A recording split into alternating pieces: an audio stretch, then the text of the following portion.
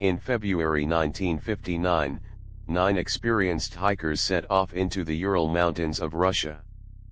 They never came back. When rescuers finally found them weeks later, what they discovered made no sense. Tents ripped open from the inside. Footprints in the snow leading away from camp barefoot, in -30-degree temperatures. Bodies scattered across the mountain, some with catastrophic internal injuries, broken ribs, crushed skulls, but no external wounds. No signs of a fight. One woman was missing her tongue. The Soviet government classified everything. And for 65 years, no one has been able to fully explain what happened on that mountain. Welcome back to the hidden archive where history hides its secrets. Today we're going to one of the most disturbing and genuinely unsolved mysteries in modern history, the Dyatlov Pass Incident.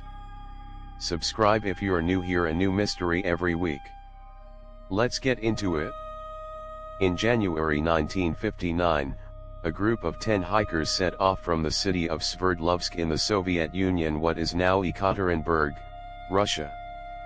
The group was led by 23-year-old Igor Dyatlov, an experienced hiker and engineering student at the Ural Polytechnic Institute.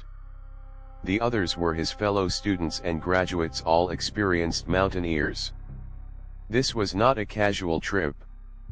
These were trained, disciplined, serious hikers. Their goal, to reach the summit of Otorten mountain in the northern Ural range, a challenging but manageable route for experienced climbers. One member of the group, Yuri Yudin, fell ill early in the journey and turned back. It was the decision that saved his life. The remaining 9 continued into the mountains. They were never seen alive again. When the group failed to return by their expected date in February, a search party was sent out. On February 26, rescuers found the abandoned camp on the slope of a mountain that would later be named Dyatlov Pass in honor of the group's leader. What they found was deeply wrong. The tent had been cut open from the inside as if the hikers had slashed their way out in a desperate panic. Their belongings were still inside. Boots, warm clothing, food, everything they would have needed to survive a night in the mountains in -30-degree temperatures. They had left everything behind and run into the dark, into the freezing cold, in their socks or bare feet. Following the footprints in the snow, rescuers found the first 2 bodies near the remains of a small fire about a kilometer from the tent. They were barefoot, dressed only in underwear. Burned hands, as if they had desperately tried to keep a fire alive with their bare hands.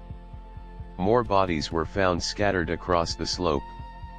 Some appeared to have tried to crawl back toward the tent and died on the way. 3 of the 9 were not found until May, buried under 4 meters of snow in a ravine. And what the autopsies revealed about those 3 was what truly turned this from a tragedy into a mystery. The first 6 hikers who were found showed no significant physical injuries.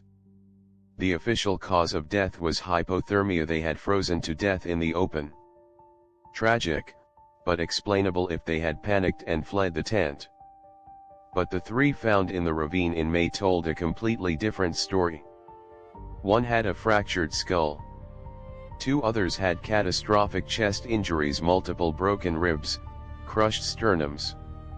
The kind of damage, the medical examiner noted, that was comparable to a car crash or an explosion. But here is the part that makes no sense: there were no external wounds. No bruising on the skin consistent with a physical attack. No cuts. Nothing to indicate what caused the internal damage. It was as if the force had come from inside or from a pressure wave of some kind. And then there was Ludmila Dubinina. When her body was found, her tongue, eyes, and part of her lips were missing. The official explanation was that they had been removed by animals or decomposition in the meltwater of the ravine. Many researchers have never accepted that explanation. Theory 1, an avalanche. The most widely accepted modern theory is that a rare and unusual type of avalanche called a slab avalanche hit the tent while the hikers were sleeping.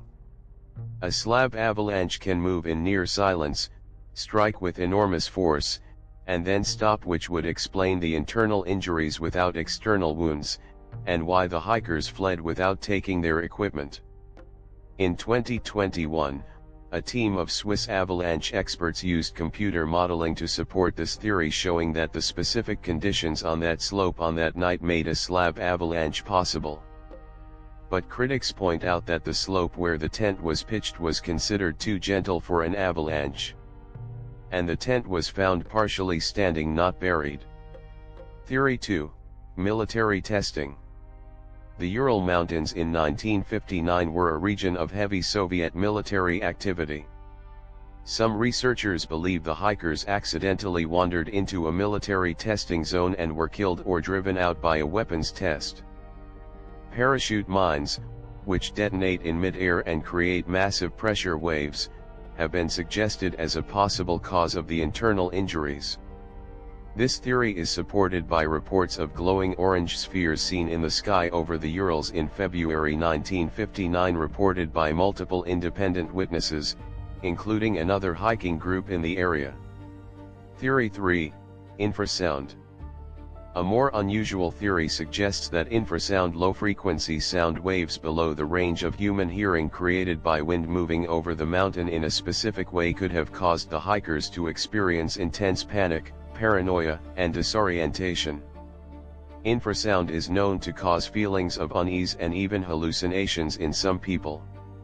This could explain why experienced hikers fled their tent in a panic without taking anything with them. Theory 4. The Mansi people. Some early investigators suspected the indigenous Mansi people of the region, who considered the area sacred and had warned outsiders to stay away.